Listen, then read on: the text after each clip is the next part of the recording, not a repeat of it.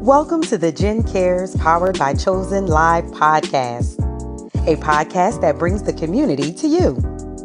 Each week, we feature a guest that will help us stay in the know.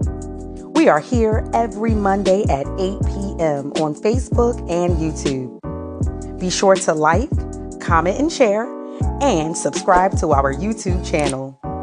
Now, here's your host, Jen Cares. Good evening and welcome to Jen Cares, powered by Chozen Counselors. Look at me. I am your host, Jen Cares, the founder of Chozen Counselors, a nonprofit organization that seeks to inspire, motivate, empower, and strengthen individuals and families. As always, I want to say thank you to each and every one of you for tuning in, for liking, for commenting, and coming back again. Friends. I hope that you enjoyed our April series, Life Be Lifing, because what? Life be lifing, okay? So we had the amazing Christina Upshur talking about virtue, Steve the Legacy, speaking on Act and Grow, Juanita Willis for The Cost of Me, and then Tonisha Harris for Healing and Hope. And I do hope that you enjoyed the sessions that we had, and I'm grateful that you are here with us again on today.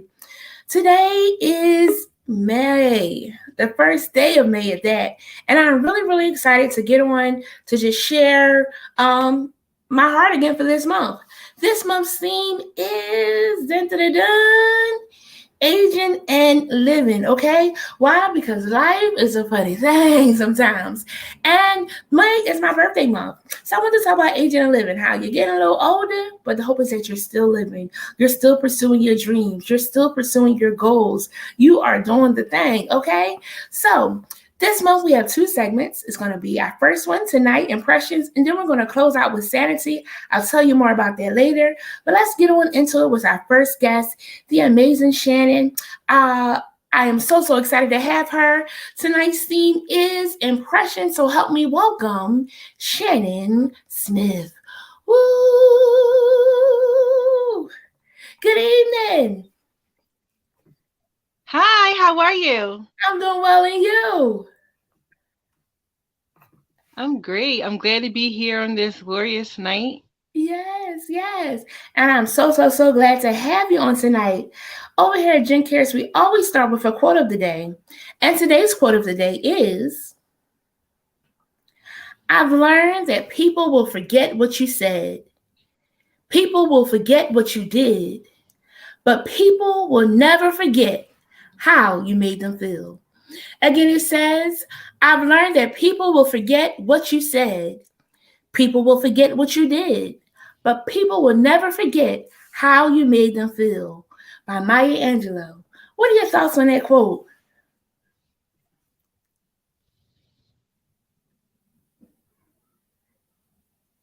Can you hear me? Hello? Can you hear me? Yes. Okay. So I'm asking, what are your thoughts on that quote? I'm sorry, it's breaking up. I don't know if it's my internet connection or... Oh, wait a minute. What is happening? Let me see. Can you hear me now? Delayed? Hold on. Did you say, what are my thoughts on the quote? Yes.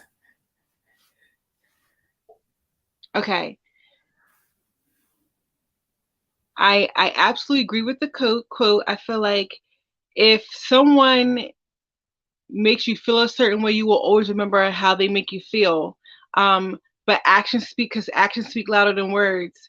So I feel like you can say something, the words won't hurt, but that what you do will. So I feel like if you treat a person a nice way, then they'll be nice back to you. So it is treat somebody how you want to be treated at the end of the day.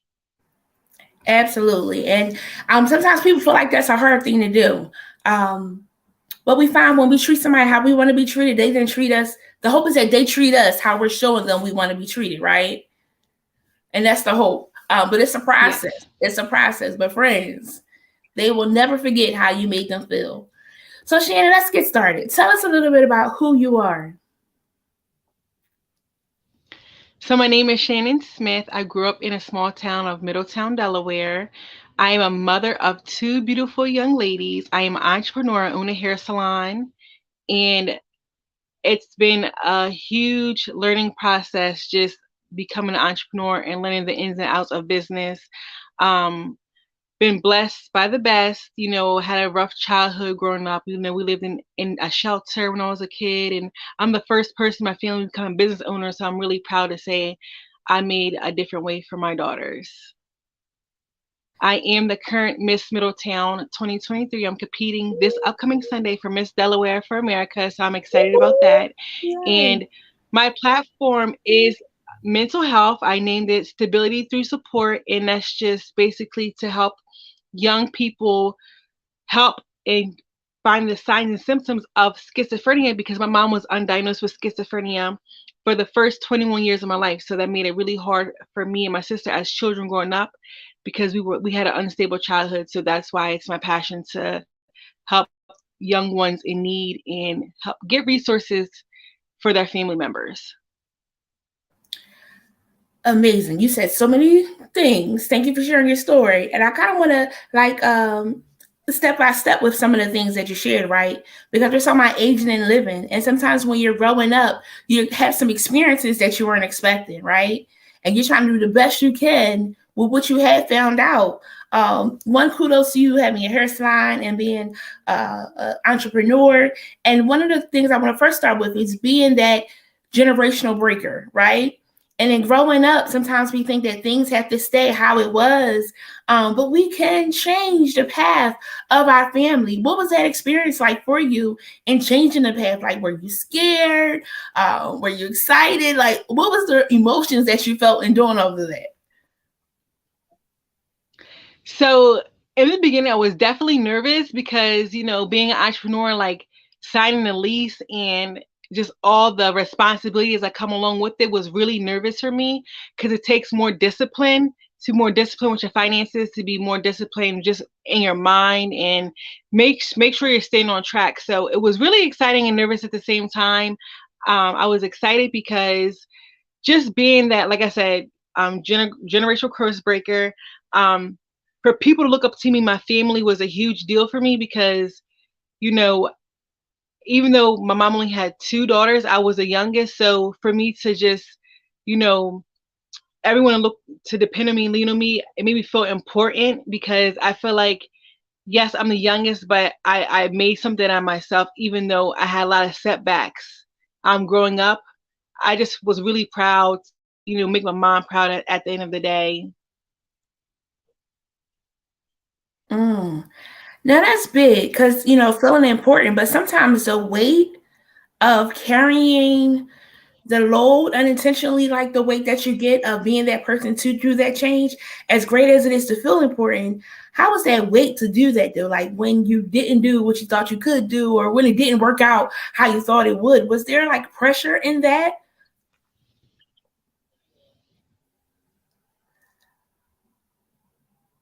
I'm sorry, I don't know what happened. No worries. So talking about with like, feeling important, was it like a weight in that, like the heaviness of having that importance to have to do that? Or were you just eager to do that?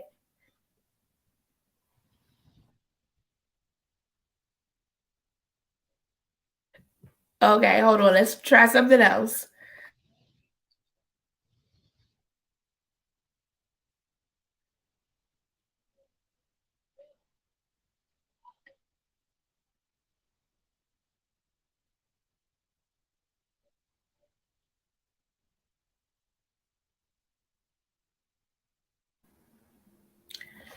Can you hear me now? Yes. Okay, so it's better now? Yes, and I can see you moving, so that's great. Okay, awesome. So talking about, like the importance of, changing the generational path for your family. How was it a weight to that? Was it easy to do that? Was it hard? What was the challenges in that? It was definitely not easy, because I didn't have any, like, I didn't take out any loans when I opened the business. So I literally went in with like $3,000 I had saved, and I felt like when I signed the lease, I had like a lot of setbacks with the town and the inspections, and it was just always something that required money. And believe it or not, I signed a lease to the building in 2018. I didn't open for business until 2019. So I actually paid rent for an entire year before we actually even opened the salon to do hair. And for me, I feel like God was testing my faith, because it was definitely like, I would say I was getting a little discouraged because I felt like I was wasting money, not utilizing the building. It was just like a lot of setbacks, like I said, that kept us from opening. It was just really tough in the beginning, but we made it. But then, then after we opened, COVID hit, and it was hard again because we weren't open for a full year. We couldn't get into the PP loans. We couldn't get no financial help. So it was really a test from God again, I believe. And I just pushed through and kept the faith in Him, just kept praying, and we still had the business. And my clients supported, everyone supported me through the process, and we're still open. So I'm just blessed. You are blessed indeed. But that's big. And this thing of aging, right? We are the microwave generation. A lot of us are, all generations. Sometimes we just want it quick and fast and in a hurry. But to go a whole year paying rent, not doing hair in the facility, that you're hoping to be doing it in, definitely is a process. What kept you motivated to keep on going, even though feeling like you wasted money? I'm sorry, I didn't hear the last part. What kept you going? What was the motivation? Because like to be paying rent for a year. The motivation. Yeah. Go ahead.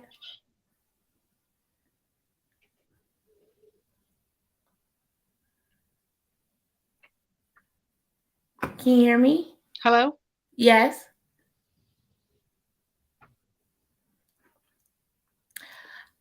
Okay. So I do apologize, friends. We have some technical difficulties.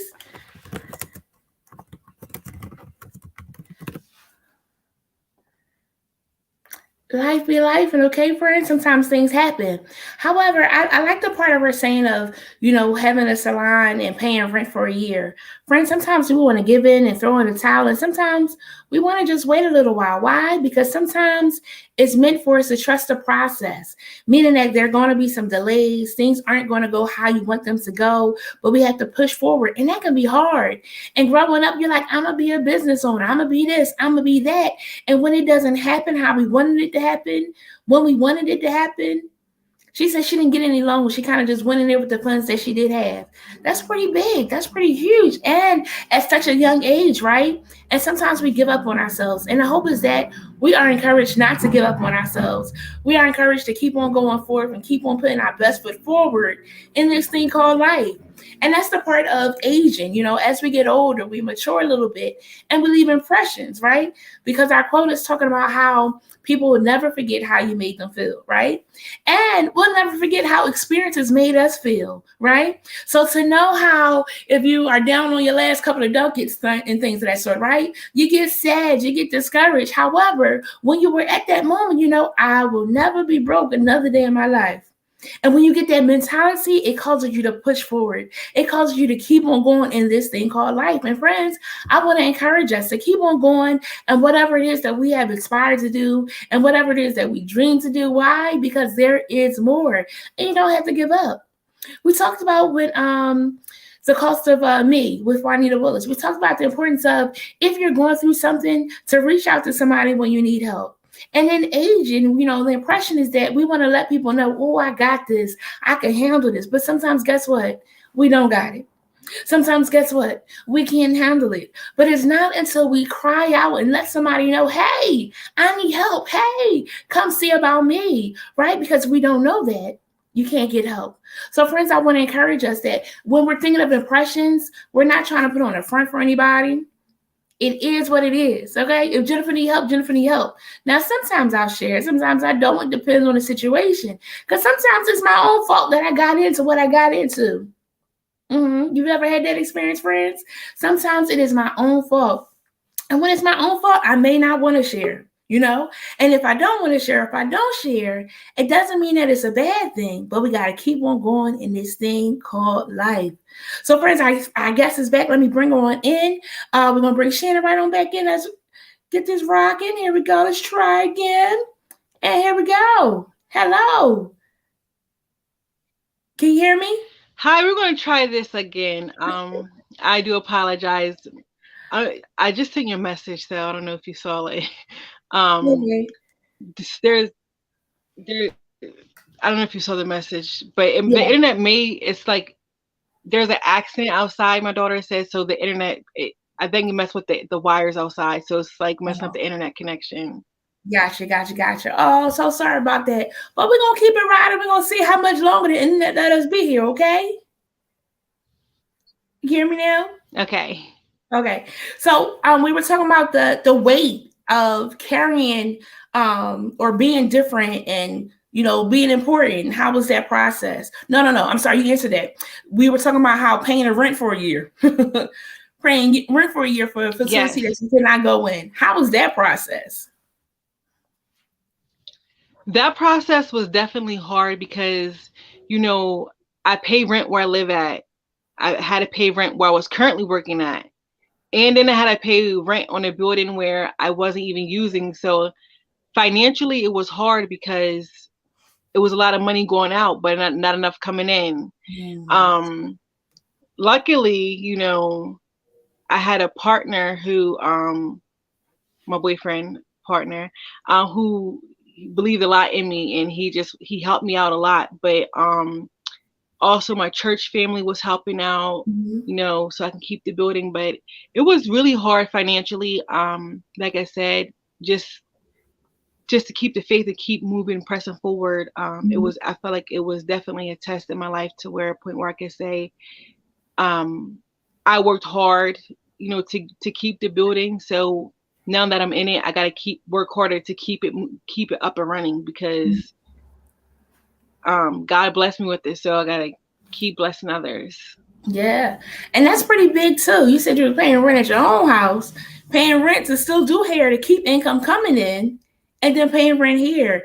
And that really is the tenacity and the motivation to keep you going because you believed in yourself just that much. Right? Did you always want to do hair? Yes, I always wanted to do hair. So I've been licensed now for almost 15 years. But I started doing hair when I was like in 5th grade in middle school. I started braiding my friend's hair as a hobby, and I just stuck to it. School really wasn't my thing, like growing up, because I was a hands-on learner, and mainly because I had an IEP. It wasn't fun because it was just I had a hard time comprehending.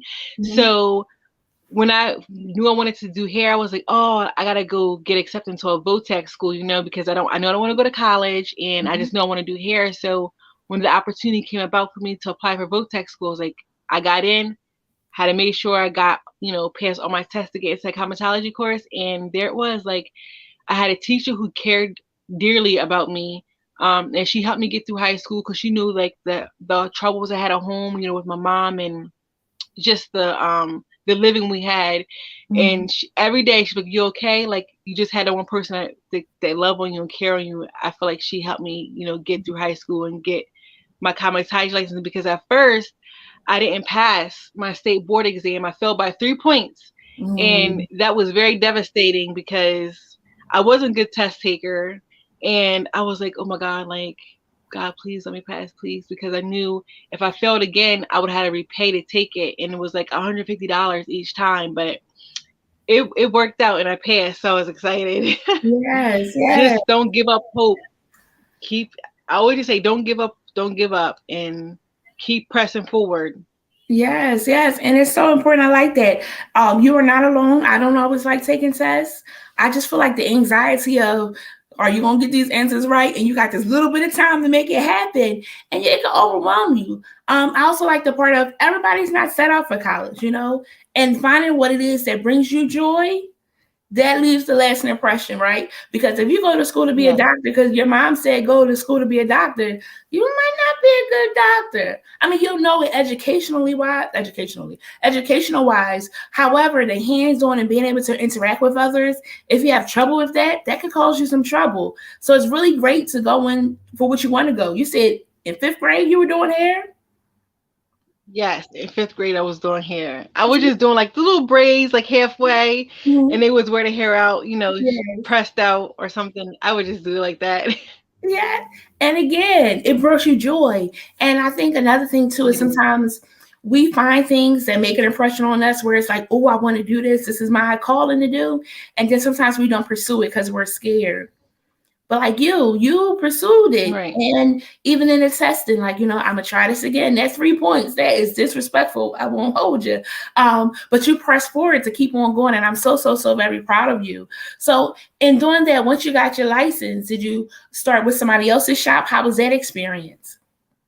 And what made you venture out to get So your when I own? got my license, yeah, so when I first passed state boards, I was already working in the hair salon because we had a co-op in our 12th grade year. So I worked there for like maybe 5 years. It was at a kids salon. It was dedicated to kids only. And I was like, if I want to be more involved and learn more things, I have to venture out. So I went to another salon, and they taught me everything I need to know about African American hair because before I was working at more of a Caucasian salon. So I went to an African American salon and they taught me a way lot more than what I knew.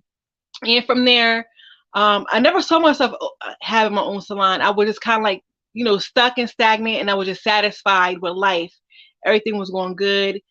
But then there was an accident at the salon where I worked at, and um, then I just like, oh well, this may be my way out. Like this may be God saying, go out and get your own. Like you don't have to stay here. So um when they told me they want to reopen a new salon after the accident, I was like, okay, well, I'm gonna go work on my own. So I rented a chair inside of a barber shop for about 4 months.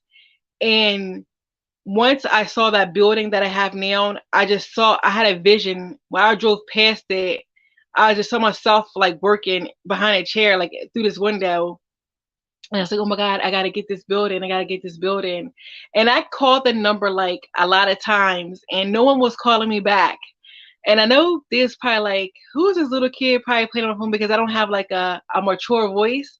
So I had my boyfriend call and they called him like in 2 seconds back. And I was just like, but that's how I got started and ventured on my own to get my own to get the salon. And from there it's just been great. I don't have no like I wouldn't go back if I had to because it helped me grow as a person. It helped me grow as a mom.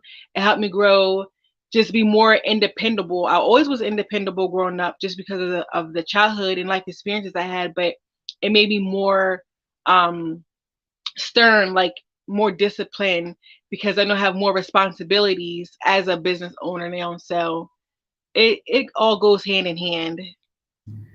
Look, again, you did not give up. You said you kept calling, they weren't calling you back, and you had somebody else call.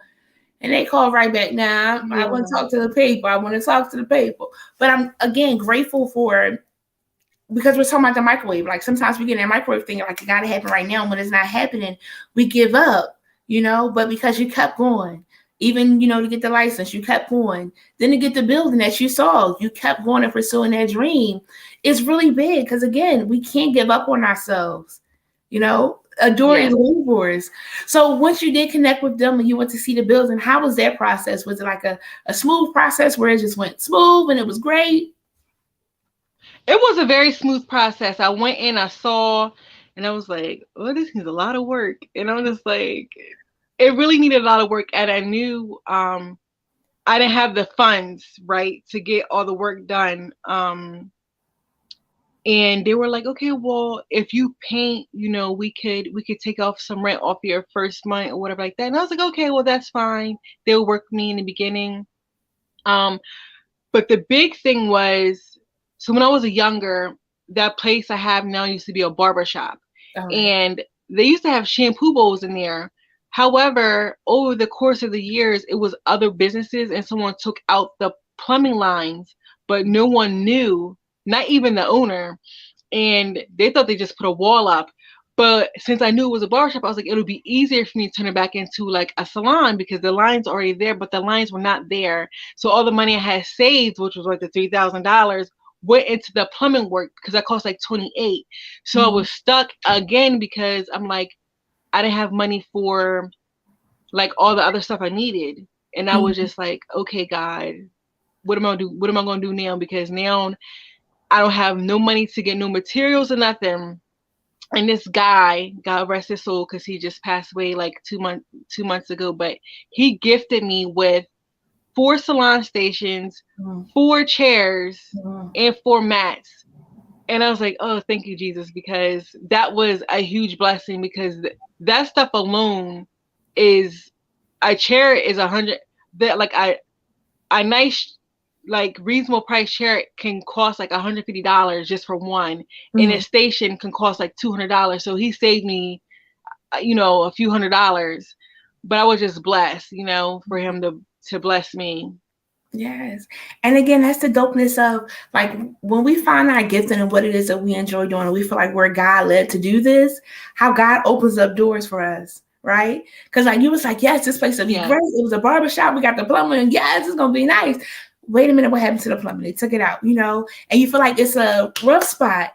But then as soon as you talk to the people and you get that done, somebody comes along, angels, Jesus uses people to be able to bless you with the stations that you needed so that you could go forth again. And that's really commendable. And again, that's the piece of us not giving up before time.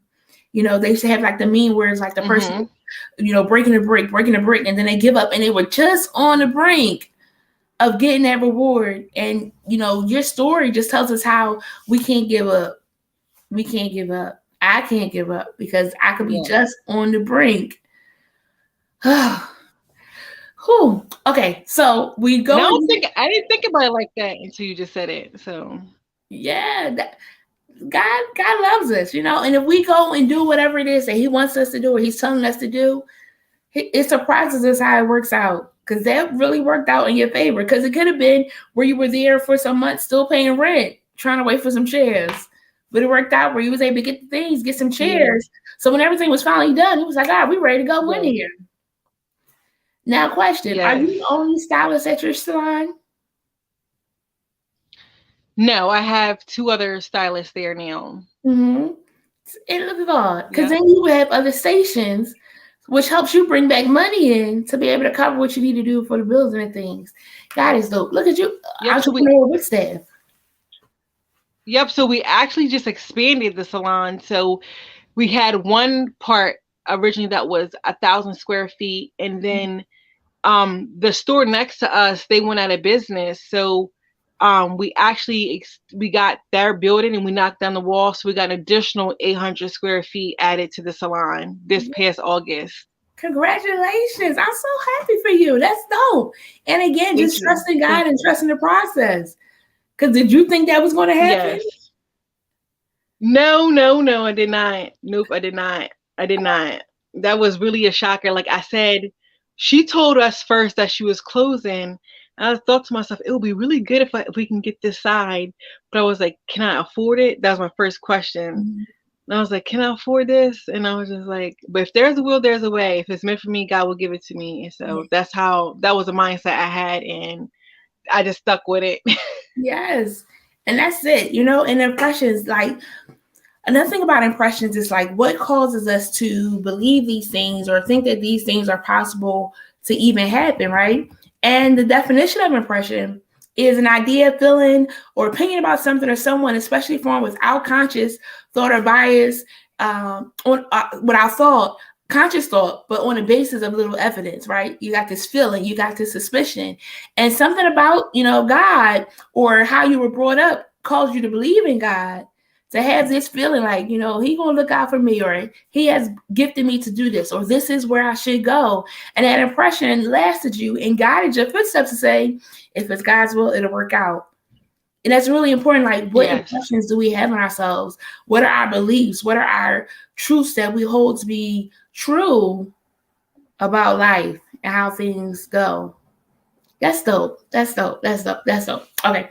So another thing about impressions, like I was sharing, I shared in the notes that I chose it because I'll never forget.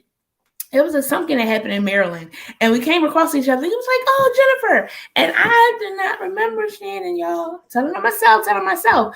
But the dopeness was that she remembered me, and that means that it was a humbling experience too, to know that one, you made an impact in somebody's life where they remember who you are. I mean, you were smiling, so I think it was a good a good memory and things of that sort. But again, there's some people that cross our paths that we'll never forget. What stands out to you most about people that you've come in contact with that's helped you to continue to be the amazing Shannon that you are? I feel like genuinely I'm a caring person at heart. Like that's my first thing. So I feel like if I can help someone, that helps me keep going in life, like just blessing others. Mm-hmm. Like I feel like I'm a helper, I'm a giver. So if I can, the more I help people, the more it makes me press forward and keep going, because I know someone out there always needs help. Like even if I don't have, I could be down on my last dollar, but I would give it before I give it to myself, because I feel like when you bless others, God blesses you back. Yeah. So that's my whole thing, and that's what I believe in. So I hope that answers your question. And that's it, like, because was it somebody that was nice to you that caused you to be nice, or where do you feel like you got it from? I'm sorry. Where do you feel like you got that from? To be kind, to be nice. Was that just like a trait Um, you had, or? well, so growing up, like I said, I had a rough childhood, and I feel like when my mom wasn't always around, people were always like looking out for me and my sister, because either she was away in rehab, or she was in a hospital, or something was always going on. So me and my sister was kind of always like home, with her boyfriend, or so people were always just looking out for us, making sure we were okay, making sure we were safe or had food, whatever the case may be. So I felt like I would pay that forward, because people looked out for me as a kid. And I feel like my upbringing had a lot to do with it, like I said, just because my mom was an alcoholic, or because she was in and out of rehab. I feel like if I had a tough, for me, I feel like I had a tough upbringing for most kids, and I don't want my kids to go through what I experienced. So I work my hardest to make sure they can have a good childhood, and so they can't say my mommy wasn't, she didn't let me do nothing because she didn't have the money, or my mommy didn't get drunk, or whatever the case may be. I just always have to make a good impression on people, because impressions are everything. I feel Right. like if you have a bright smile on your face, people can remember, oh, Mm-hmm. that's the girl with the beautiful smile, or that's the girl with the big heart. Like she's a caring person, she's a loving person. Like I believe in that stuff, so that's what I stick with. Yes, yes, I love it. And earlier you were sharing about how your mom was undiagnosed with schizophrenia, and you have done like a mission to like help and support in that area. Tell me more about that. So growing up, like I said, my mom was undiagnosed for the first 21 years of my life. So me and my sister endured a lot of things, that most kids shouldn't, like, just because no one knew what was going on with her. So like I said, we got put out of places because she was being loud or rowdy, or I actually went to like 9 different elementary schools growing up, just because of her situation. She was undiagnosed, and we just was constantly moving around. Mm-hmm. And that was hard on me and my sister, because that makes a kid unstable when you're just constantly bouncing from house to house, or home to home, or shelter to shelter. Mm-hmm. So my mission, um, right now, even without the titles, even the pageant titles, is to go into schools, have like lunch and learns, um, talk to kids or counselors to see if they have kids that come in and say, their parents, whatever, maybe talking to themselves or doing crazy, like out of the ordinary things. Like my mom, I know she used to take showers with clothes on because she said people were watching her, like stuff like that. Mm-hmm.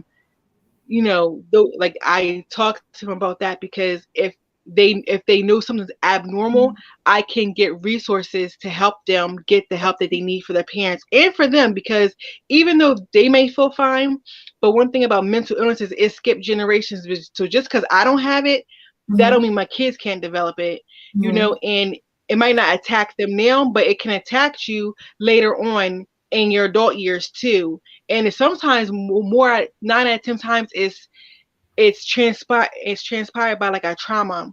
So no, I know for my mom, we noticed signs when I was a little kid, like 6 years old. We noticed stuff.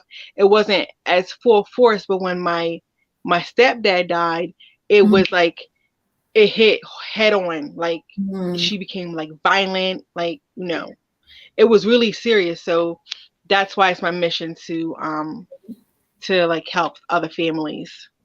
Well, one, let me just start and say, like, that's dope. To be able to go into schools, because so many children are going through, but don't share about it because they're nervous, they're scared, and things of that sort. So when you go in, you're able to say, like, hey, do you think anything's out of the norm? We can support you. Here are some resources. Here are some supports. Because, like you said, some things do skip generations, and mental health is not always talked about as much as I would like it to be, which is why I do this platform too, of trying to normalize the importance of addressing our mental health, because there's some things going on that we could work to manage, but we don't know. We got to go to the doctor to get checked out to see what's going on and be vulnerable to open up to share what's going on. And that was really hard for my mom to get help.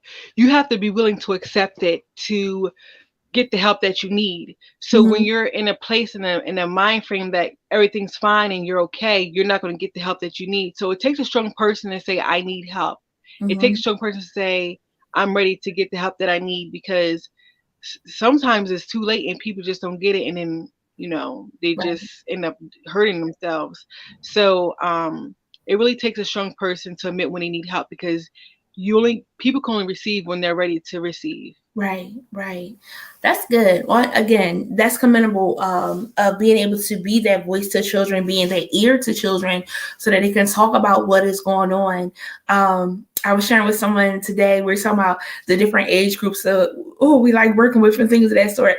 I said, you know what, give me the teenagers, give me that 12, maybe at 8 up to 20, 21, because in that moment, like, they're still finding themselves, they're still learning themselves, and they're open a little bit to hearing something different sometimes. And again, you got to come to their level and things of that sort to show them that it's possible to learn a different way, or to change our thought pattern if it's on a different pattern of a safe one or a good one for our future. But again, it's so important to be able to be that ear to let the young people talk about what's going on, because it's a lot of things going on in the homes. And we were told, what happens in my house stays in my house, but sometimes we got to address what's really happening in the house, because if not, that pattern continues. The pattern continues. Right. So good. So, Belinda, you said that she did answer your question because she was saying, with the trauma of dealing with your mother, how do you and your children detect if it's emotional or just being kids? Oh, that's good. Because sometimes there's some behaviors that come up and you think that it's just them being emotional. Is it them being emotional, or is it them just being kids?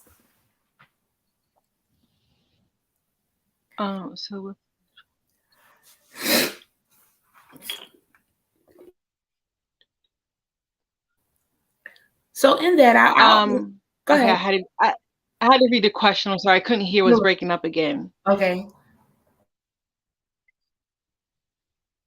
So it says, with the trauma of dealing with your mother, how do you the children detecting its emotional? So to answer your question,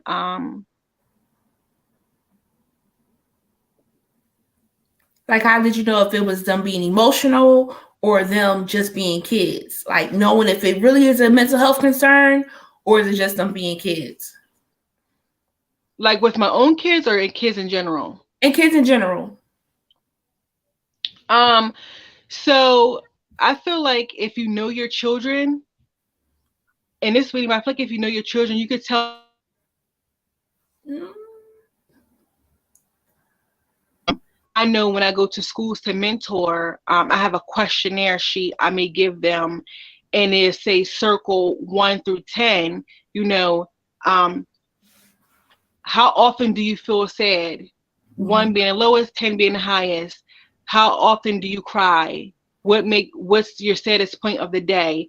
Questions like that can genuinely Mhm. give you a sense if they're emotional or if they're not emotional. And if they are emotional, what triggers them to get emotional? Or is Mhm. it more than them being emotional, if that answers your question?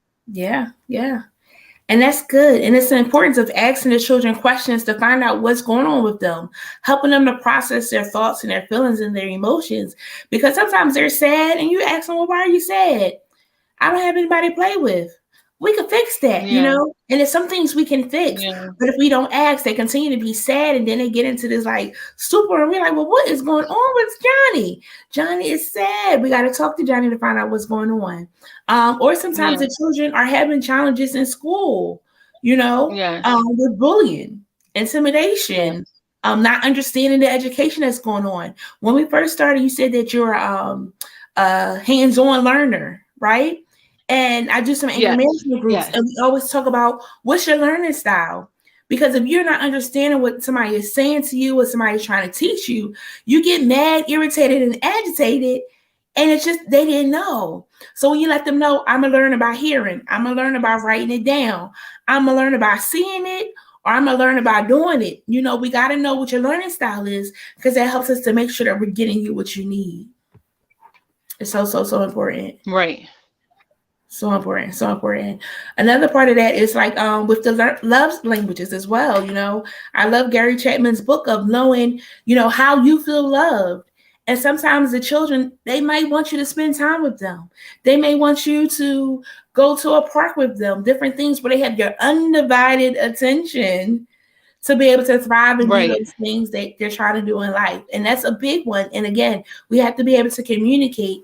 And that's not always um, held in the household. So another question for you. When was the moment that the light went off where y'all was able to find out what was going on with your mom and you were able to get some support to maybe even work through your thoughts and feelings related to it? Um, well, actually, so to get her the help that she needed was a difficult. We got put in a difficult situation because at the time I had my kids young. I had my first daughter when I was 19. Mm-hmm. So I had to make a decision where when my stepdad died, my mom was living in the house with him, and he was the main supporter financially for her. So Mm-hmm. she couldn't stay there no more. When he died because she lost the house, so she come to live with me. But with me having my children, it became unsafe environment, so I had to put her out. Mm-hmm. So it was like, as a child, I didn't want to put my mom on the street, but I had to because it became an unsafe environment for my children. Mm-hmm. So my sister took her in for a while and dealt with everything, but then my sister had put her out. So my mom finally came to us because she didn't want to live on the street. She tried it for like a couple days, but she said she was ready to get help. When she was ready to get help, I called a local police department we live at, and he gave me the a mental health hospital to come out to the house to evaluate her here at the house.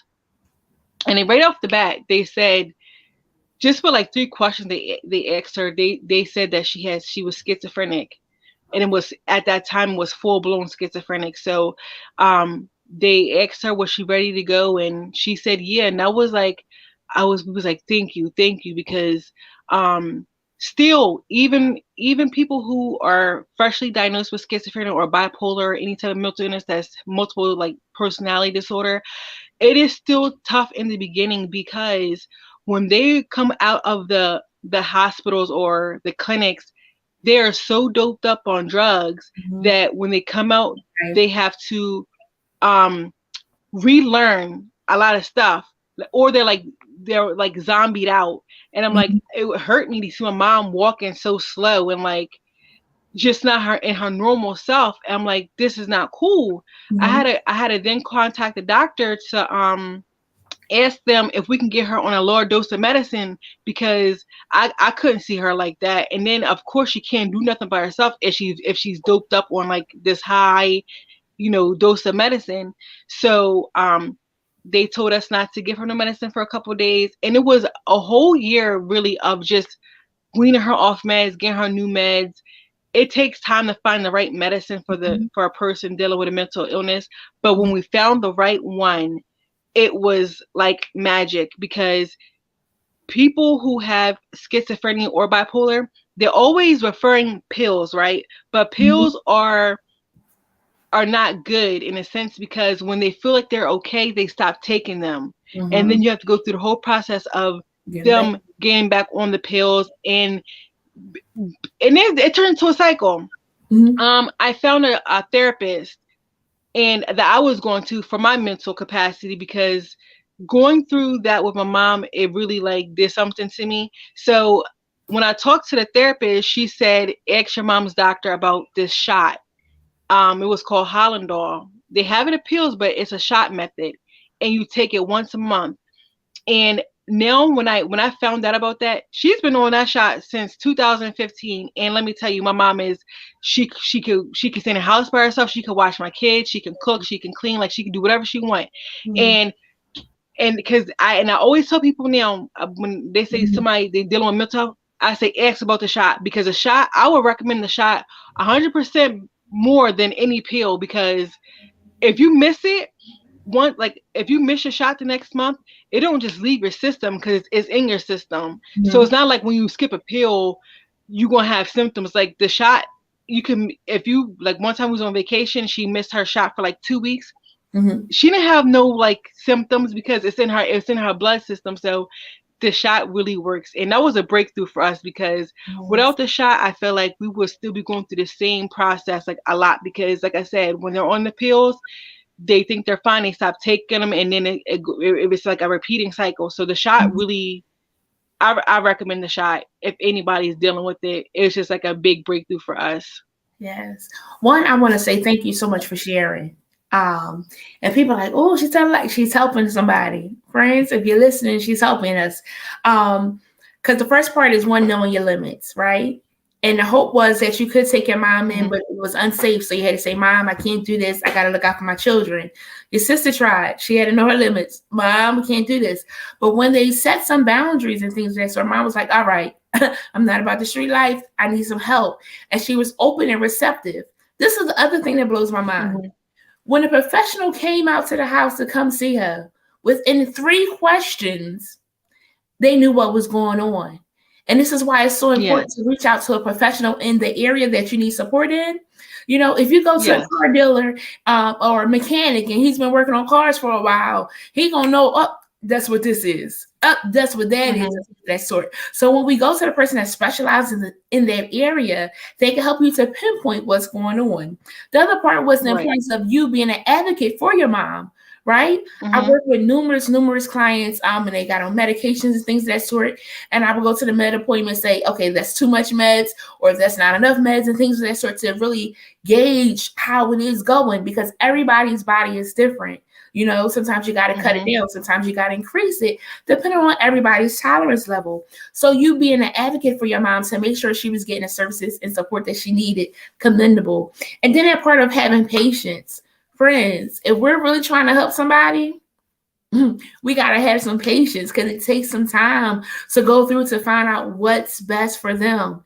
It's like when you're trying to find out what your baby likes to eat, right? You have a child and it was like, oh, the baby didn't like this. Oh, the baby didn't like that. And God forbid if you bought a whole case of something and the baby didn't like it, you know, you got to go through that Mm-hmm. process of being patient and finding out what it is that best works. And then again, going to a therapist. Y'all know we normalize over here talking about mental health. Going to therapy, one, you was going for yourself, but then in talking about what was going on and things that sort of, you be like, have you considered the shot? There are other options, but again, if we Yes. don't speak about what's going on, we can't get the help that we need for those that we're trying to support. So, friends, know your limits. Right. Go to a professional, advocate, have patience, and then go to a therapist and open up about what's going on so that you can get what you need. So many good points. So many good points. Yes. Mm, mm, very good. Again, very good. So I want to get to this other part because you have been in pageants and things of the sort, and you are currently what again, Miss Miss Middletown for Delaware. Miss Middletown for Delaware, friends. We have a whole celebrity Yes. over here, okay? Um, and in the things that you've gone through in life, competitions are are fun and not fun at the same time sometimes. How was that experience fighting for something in this aspect of that you wanted to become Miss Middletown? So actually, with this pageant, I'm competing in this upcoming Sunday. I did something different this time. Like normally when I compete in pageants, I go with the flow. I learn from my last pageant and then what I could do better for the next one. This time around, I actually hired a coach because you can always learn from someone else. So I reached out to this lady. She made top six at Miss America. She's a black woman and she knew her stuff, and I was just really proud to invest back in myself, um because as a mom you get lost and you focusing on your family and your kids and you don't do nothing for yourself. So I said, well, what can I do for me? What can I do to grow my mind and expand me? So if I wanted to win, that's the goal, to win, right? I was Mhm. like, I'm a hire a coach because I never had a life coach, coach me before. So I hired her, and when I say this has been the most stressful pageant I prepared for, but at the same time I'm growing as I'm learning because um I felt like I was doing homework. She had me doing homework, like doing like a whole bunch of stuff, right? And I'm like, I never did none of this. But I learned when I was doing it every night. When we did Zoom calls, I had to complete worksheets and then turn them in before our Zoom calls to make sure I did the work. So, um, and really just working on my speaking, my confidence, my posture, all that just goes hand in hand. What doing for these pageants. Normally I label my platform mental health, but she was like, no, you need to pick a name because mental health is so broad. It's a big spectrum, right? And they're gonna pick your part when you go in your interview. So I broke it down and I named it STS. That stands for stability through support, and that is like basically what I said is to help young adolescents um, learn about the signs and symptoms since I learned about it as I was growing, what to Mhm. look out for with schizophrenic parents. And my goal in my community as Miss Delaware is to go out.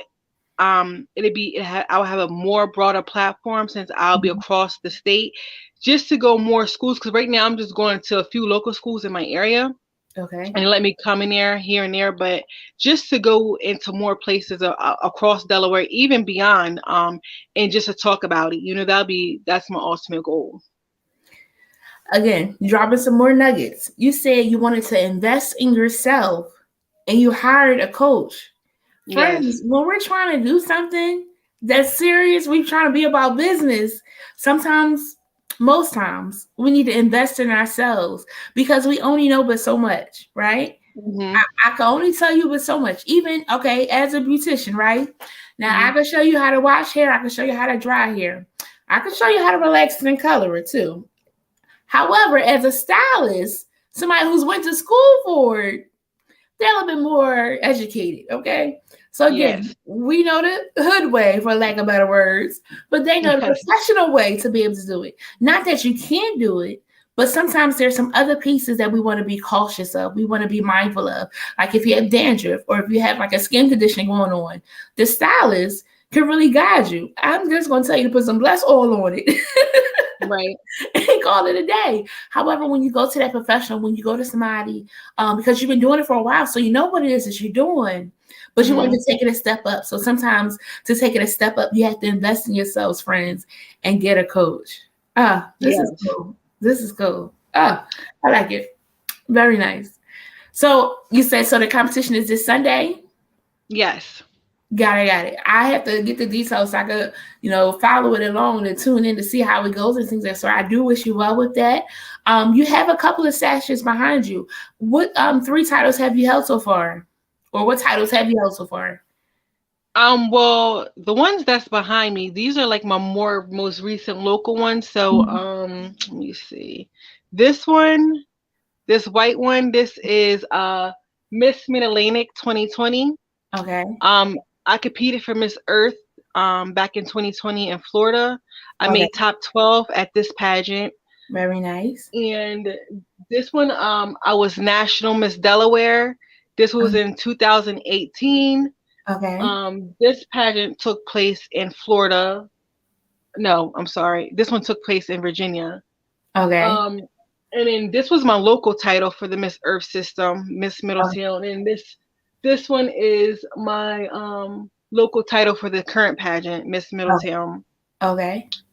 And the other one is in the car, but because I use that often now when I'm out and about. For like if I'm at the store, I see if anyone wants sponsor like last minute sponsorships and stuff like that. So Mhm. those are my most recent ones. But I have like a lot of local ones from like smaller pageants I did too. Like we have like Miss Peach Blossom, Okay. Cinderella Beauty pageant, local ones. Okay. Um, but these are my most recent ones and they're state titles, so that's why these ones are hanging up. Uh, Again, congratulations. That takes a lot to do that. One of my favorite movies because I like Sandra Bullock is Miss Congeniality, right? So is it Yes. anything like that? Is that competitions really like that? Yes and no.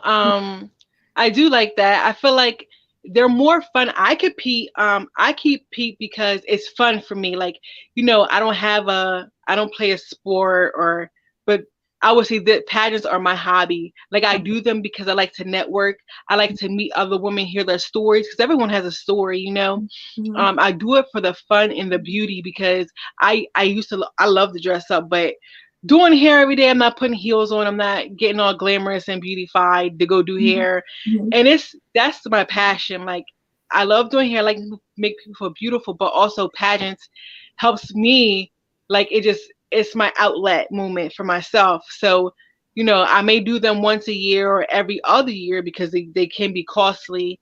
So I may do it like every other year, or sometimes I skip to 2 years depending Mhm. on what I have going on. But pageants and most pageant systems, it is like a weekend event. So you do have like meet and greets, you have photo shoot, and you have like a queen's dinner, and then Mhm. you have the actual pageant interview. So you do have some free time in between. But I my favorite part of the pageant is interview, Okay. only because it pushes me to be a better version of myself and to answer questions that I'm not expecting. Okay. That's my favorite part of pageants. I feel like and it gives the judges one-on-one time with you so they can see the real person instead of looking at a picture and assuming who you are. Mhm. um that's why I like it. They get to know you better.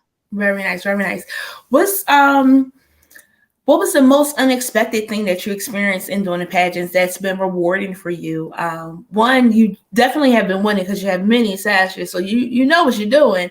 What has been the most rewarding piece of being a part of the pageants? The sisterhood, that's the most rewarding for me, the sisterhood, because I always wanted to go to college, but not for the right reasons. I wanted to go to college to cheerlead and to be in a sorority group, right? I Okay. just wanted to be one of the sisters, right? But I didn't go to college. So I would say definitely the sisterhood because um it's just like a sorority, but it's just we call each other pageant sisters. Okay. Um, it's like the pageant world is so small, so it's like you know everybody, and Mhm. like I don't know if you knew who Chesley was. She was Miss USA who passed away. She had a mental health. Mhm. It's crazy we're talking about mental health, but she had a mental health disorder, and she actually committed suicide. I don't know if you heard about that a while ago, Mhm. but um when that happened, that hit the pageant world like really hard, and everyone was like praying, and like we have our own little community. It's really weird, like it's like your second family, right? So Mhm. I say the sisterhood is the most rewarding part of pageantry, minus the crowns, minus the tiaras, because those come and go, they become collectibles at the end of the day. Mhm. um it's that those are like trophies when you know win something. But I see the sisterhood as the most rewarding because you can always count on them to be there in your corner. Like you could just call them or text them or a video. Like you're if you have an event, they're like, oh, just call me, we're coming. You know, so I would say the sisterhood is the most rewarding Mm-hmm. part of pageantry. The most unexpected thing that can happen in pageantry, anything, like, you know, you could fall on, like I fell on stage one year and I was really hurt by that. But it's like a learning experience at the same time. Like you could fall, you can like have a mishap with a dress, like your zipper can break, and any little thing that you could think of can happen at pageant happens. Like um one year, this girl earring fell while she was walking, you know, because it wasn't tight on her ear, because pageant earrings can be really heavy. Mm-hmm. But it was an unexpected thing and she got points taken off for that. And it's like, it's really crazy, you know. But the littlest things can happen as unexpectedly. But I would say the most rewarding is sisterhood. I love the sisterhood. Awesome, awesome, awesome. So, Shannon, in reflecting on your life, what has been your greatest lesson that you've learned for life in general that you would pass on to others? The greatest lesson in life I would pass on would be to just keep the faith in God, and have faith in yourself. And you have to love yourself before you can love anyone else. Mm-hmm. That's what I always say, because um, I feel like when you don't have a lot growing up, you work hard for what you want. Mm-hmm. And then it makes you more frugal at the same time because you're not used to having something. So just, you know, working really hard and just keep pressing forward. That's what I would say. Awesome, awesome, awesome. And my last question is, because we're talking about aging and living, like you talking about how your greatest lesson learning things and stuff. What event of life would you say has made you feel most alive? Most alive. Like you Having feel my like you were babies. living. Oh yes. Having my babies, because definitely having my kids. I feel like my kids keep me motivated, keep me pushing, they keep me like wanting to have a better life just for them. They keep me pressing forward, because it's still sometimes when you would just want to give up, but you have these two little people that depend on you for everything, and it's like they keep you alive because you got to get what they need, you know. Yes. Yes, I love it. Yeah. This was so, so good. Friends, we learned so many different lessons tonight. I hope that you caught them all. I will share them all. Again, just that you know. I like that stability through support. And sometimes finding stability, you need some support because you think Mhm. you got it. You think you can balance yourself, and it's not working out. Mhm. You need some help. You got to reach out for that support and you got to speak up for that. That's been a theme of tonight, of really speaking up when you do need some support. I'm going to go back to that piece of knowing your limits, friends, knowing what you're capable of doing, what you're not capable of doing, seeking a professional when needed, you know, advocating for yourself, having patience, investing in yourself. And Mhm. again, get some stability through support. Ah, very, very good. Is there anything else that you want us to walk away with? No, really, just yeah, it's just like love on yourself and keep the faith. I feel like a lot of people have so little faith in this day and age, you know. And I feel like it's after COVID, everybody's just been like more down. I feel like people should just, you know, just remember that God loves us, and you know, just remember He just wants you to keep pressing forward. Yes, yes. Oh, this was really great. You know, the difficulties in the beginning did not mess up the ending. I do appreciate you for joining us on tonight. This was really, really good, Shannon. I wish you well on Sunday. Please do send me information so I can tune in and keep Yep. tabs on seeing how you do and things of that sort. I do wish you well. And congratulations on all that you have already done. I'm Thank excited you. what's yet to come for you. Thank you so much. Thank you for having me. Yes, it's very good. Thank you for being willing to come on and share. And again, for your transparency, you know, because again, we don't always speak on these things. And it was like, well, we didn't even know they needed help. Did we create a space that they felt free to really share what was going on? Like to be able Right. to call out to get help. And I feel like you broke a barrier today to help others to feel like, wait, something is off, something is not normal. Who can I go to get some help? And I hope Right. that they grabbed hold to those nuggets to be able to know what their next step should be and get support for our loved ones and sometimes for ourselves, because we can know when something's a little off for ourselves and how we can get that support. Yes. So thank you so, so much again. May you have a great, great evening. Thank you so much. Yes. Oh, friends, that was amazing. We had the amazing Shannon, Miss Middletown. I'm so, so excited for her and all that she's doing. Friends, friends, friends. This was good. Invest in yourself. She said it. That was a good one because we don't do that. And in aging and living, we're getting older. But some things are changing, right? We got into a thing of talking about traditions. And before COVID hit, the pandemic, the tradition was you go to work 5 days a week, right? However, things have changed, things have shifted. There are a lot more remote opportunities. Why? Because we're changing some things. Tradition is changing and being open to what that looks like in our aging and living seasons of life. I do hope that you enjoyed tonight. Don't forget our quote of the day. I've learned that people will forget what you said. People will forget what you did. But people will never forget how you made them feel. I love that quote. And I wanted to pull that one out because I live by that. People will never forget how you made them feel. And I don't, hit the ball out the park all the time. I don't, hit the bat all the time. Sometimes I drop the ball. Sometimes it's a gutter ball. Wrong sports analogies, but you know what I'm saying. See how I ain't got it right? I'm human. I mess up. But I try to be intentional about trying to make sure that somebody has a great experience and that they know that their life is worth living. We have some people in my job, as going to the office 4 days a week.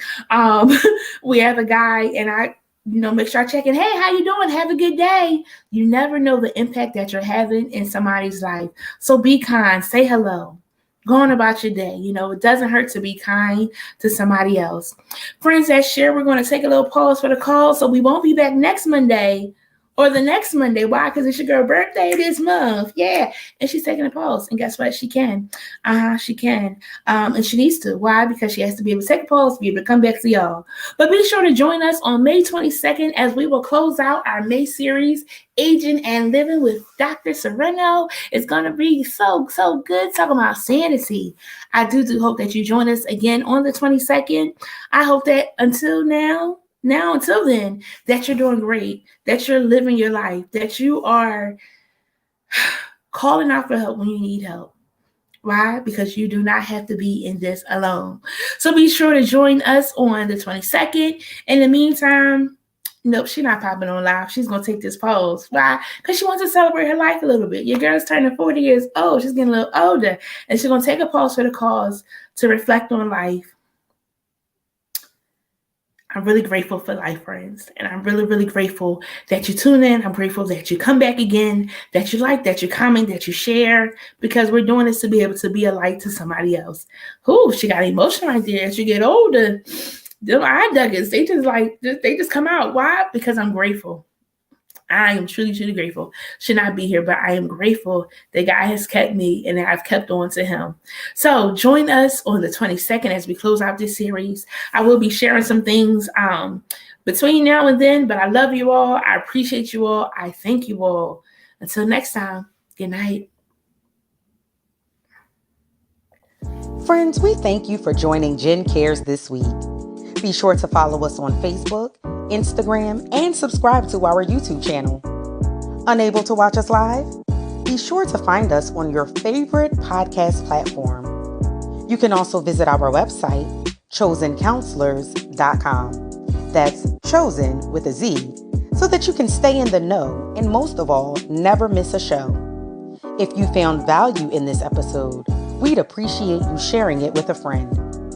Most of all, be sure to tune in for our next episode next Monday at 8 p.m. right here as we specialize in bringing the community to you.